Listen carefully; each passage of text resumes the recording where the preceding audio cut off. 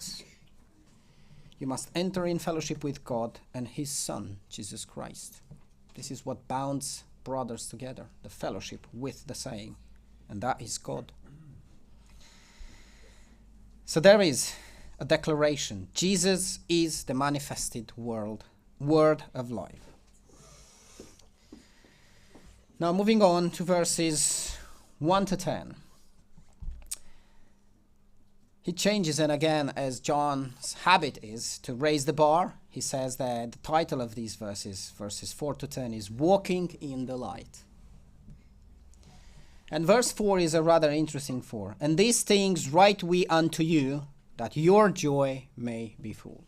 Now John says this 4 times in this epistle, and we've seen that he says the same in the gospel. Now I was wondering, which things has he written that our joy may be full? Is it the ones above verse 4 or the one that comes after the verse 4? Well, it's actually what comes after verse 4. The things that are to follow, verses 5 to 10, they were written for our joy to be full with God. So there is the purpose of writing, the joy to be full. And I was asking myself, and probably any of us can have that question in our life. Am I joyous today sitting here when I look in the Bible? Am I searching to be joyous?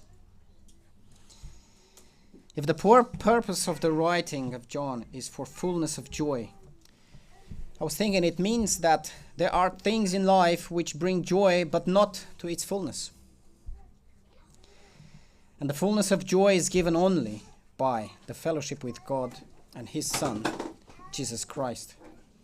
And if you are a believer, a Christian here and sitting here tonight and looking into your life, and you notice that you do not have full joy, that is a symptom, that is a sign that your fellowship with God is broken. This is what John says. And he says, I have written these things that come here for you to be back and enjoying that joy with God. And if you look in Psalm 4, verse 6, this is a very interesting psalm.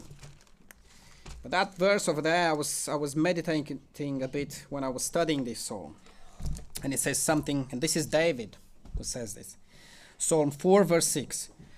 There be many that say, who will show us any good? This is David responding, Lord, lift thou up the light of thy countenance upon us. That's all David said that he needs. Lord, just lift up their countenance, and I will know you are Lord. Do you have joy in your life? Is your fellowship truly with God and his Son, Jesus Christ? John wants for each and one of us to say, my fellowship is truly with God and his Son, Jesus Christ.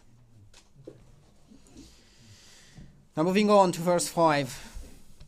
He continues and says, this is then the message which we have heard of him and declare unto you, that God is light, and in him is no darkness at all.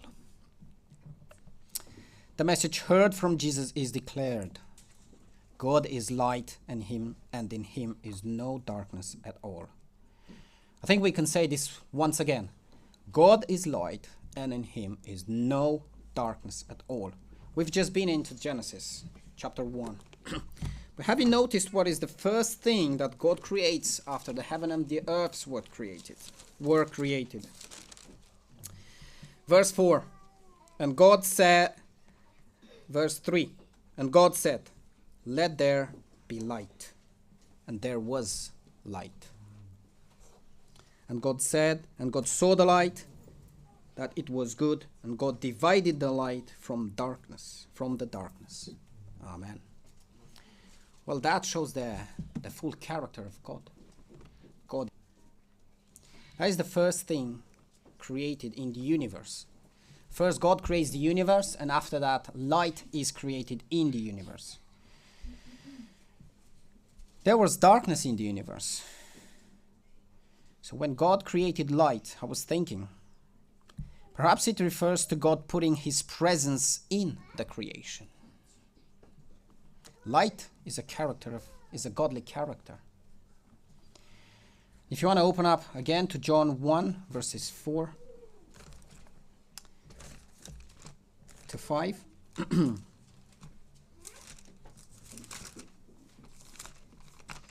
After John makes the argument that the Word was from the beginning, look what he says there.